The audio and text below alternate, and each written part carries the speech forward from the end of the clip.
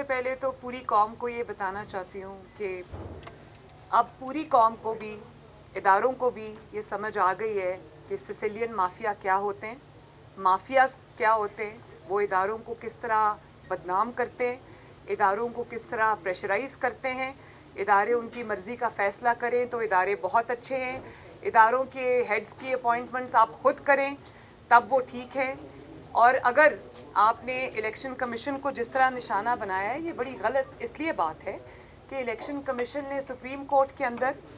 और वैसे भी खुफिया बैलेट के ऊपर या शो ऑफ हैंड्स के ऊपर या ओपन बैलेट के ऊपर अपनी जो राय दी थी वो उनकी ज़ाती राय नहीं थी,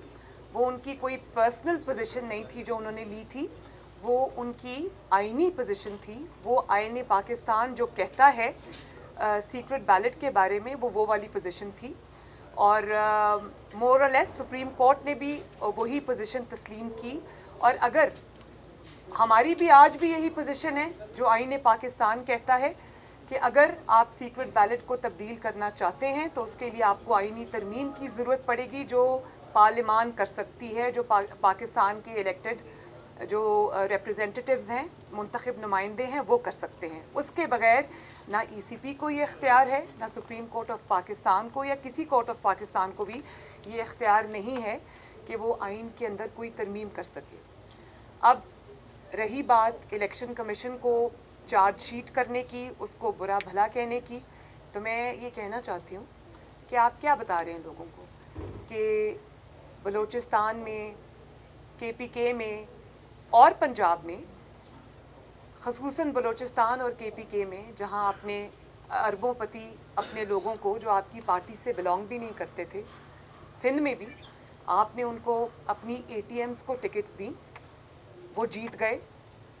बलूचिस्तान से वो जीतते हैं तो इलेक्शन कमीशन बिल्कुल ठीक है, KPK से वो जीतते हैं तो इलेक्शन कमीशन बिल्कुल ठीक है, सिंध से वो जीतते हैं तो इलेक्शन कमीशन बिल्कुल ठीक है, पंजाब से वो जीतते हैं तो इलेक्शन कमीशन बिल्कुल ठीक है। लेकिन एक इस्लामाबाद की सीट ने जिसने आपका पूरा कच्चा चट्टा खोल के रख दिया, वहाँ से आप हारते हैं तो इलेक्शन कमीशन बुरा है। अब इदारों को भी ये समझ आ गई कि इदारों को मुतनाज़ा बनाने वाला, वो इल्ज़ाम हम पे लगा करता था ना कि हम इदारों को मुतनाज़ा बनाते हैं। हमने तो इदारों को मुतनाज़ा नहीं बनाया, हमने तो उनकी गलत थी सही थी वो सज़ाएँ सुनी भी और भुगती भी, जेलें भी काटी, फिर भी आज भी इदारों की सरबुलंदी के लिए अपनी आवाज़ उठा रहे हैं, उनके लिए अपनी आवाज़ उठा रहे हैं। तो अब इदारों को भी ये पता चल गया होगा कि इदारों को बुली करने वाले कौन लोग हैं, माफियाज कौन लोग हैं, और कौन जब उनकी पसंद का फ़ैसला आए तो इदारे बिल्कुल ठीक हैं, जब उनकी ख़िलाफ़ फ़ैसला आए, गलत काम करें, उसको गलत कहा जाए तो इदारे बुरे। वरीन साहब ये बताएं, कल प्राइम मिनिस्टर जो है वो जा रहे हैं बात का वोट लेने, अपोजिशन क्या रवैया अख्तियार करेगी, क्या इस सारे प्रोसेस से अलग होगी या इसमें शामिल रहेगी? क्या सबसे पहले तो मैं ये हैरानगी है मुझे इस बात पे कि कौमी असम्बली का जो इजलास बुलाया गया है वो आइन की जो शिक है 91(7) उसके तहत बुलाया गया है। और शायद बहुत से लोग ये नहीं जानते होंगे कि उसके लिए जो प्रेसिडेंट ऑफ पाकिस्तान है उसको ये कहना पड़ता है, और उन्होंने कहा है, मैं वो शिक पढ़ देती हूँ आइन की, जिसका उर्दू तर्जमा ये है कि वज़ीर आज़म जो हैं वो एतमाद खो चुके हैं और उनको अब वोट ऑफ कॉन्फिडेंस, जिसको एतमाद का वोट कहते हैं, वो लेना चाहिए। वो शिक ये कहती है कि president has accepted that he is satisfied that prime minister does not command the confidence of the majority of the members of National Assembly. मतलब thereby आप समरी में ये लिख रहे हैं कि President has reason to believe that Prime Minister does not have majority confidence of the House. मतलब कि वज़ीर आज़म को आपका सदर कह रहा है कि आप हाउस में अपनी majority खो चुके हैं। तो मैं मुबारकबाद देना चाहती हूँ सदर साहब को भी کہ जो बात पाकिस्तान के अवाम को डस्का में समझ आ गई थी, वज़ीराबाद में समझ आ गई थी, नौशहरा में समझ आ गई थी, सिंध में समझ आ गई थी, KPK में समझ आ गई थी, बलूचिस्तान में समझ आ गई थी, पंजाब में समझ आ गई थी कि ये अवाम का एतमाद खो चुके हैं। और पे दर पे जो चारों सूबों से ज़िमनी इंतखाबात में इमरान ख़ान के ख़िलाफ़ फ़ैसले आए हैं और जो अवाम का एतमाद ये खो चुके हैं, वो बात इनके सदर को कल समझ आई है। तो मैं मुबारकबाद देना चाहती हूँ कि चलें देर से ही सही लेकिन आपको समझ आ गई।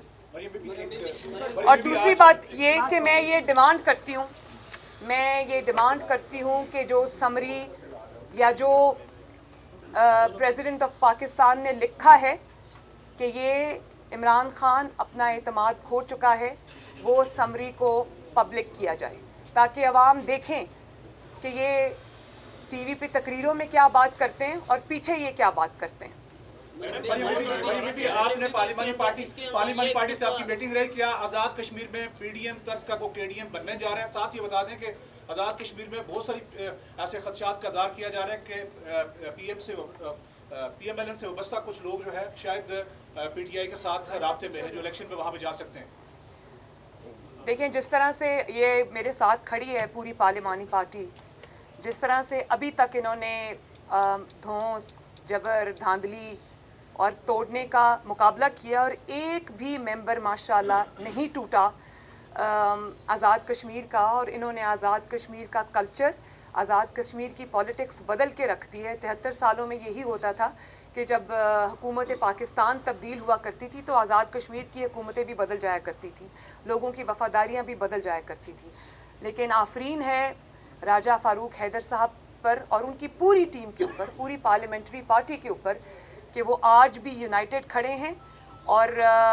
धौंस और धांधली का मुकाबला करने के लिए तैयार हैं। मैं एक दफ़ा फिर ये बात रीइटरेट करना चाहती हूँ कि मुस्लिम लीग नून को अब वो पुरानी वाली जमात ना समझा जाए जो चुप करके हाथ बांध के आपका जुल्म और जबर सह जाएगी और अपनी ज़बान नहीं खोलेगी। मुस्लिम लीग नून का भी कल्चर तब्दील हो गया है, आज़ाद कश्मीर में मुस्लिम लीग नून का कल्चर तब्दील हो गया है, पाकिस्तान में तब्दील हो गया है। मैंने कल भी अपनी स्पीच में कहा था, अगर हमारे वोट पर डाका डालने की कोशिश की तो फिर वो डस्का वाला हाल होगा, वज़ीराबाद वाला हाल होगा। थैले और मेंबर्स उठा के जब भागेंगे तो पकड़े जाएंगे, बहुत बदनामी होगी। मुस्लिम लीग नून ना आपको अवाम की जेबों पर डाका डालने देगी और ना ही आपको अवाम के वोट पर डाका डालने की इजाज़त देगी। अगर आज़ाद कश्मीर में मुस्लिम लीग नून के मैंडेट को गिलगित बल्तिस्तान की तरह चुराने की कोशिश की गई तो आपका बहुत बुरा हाल होगा।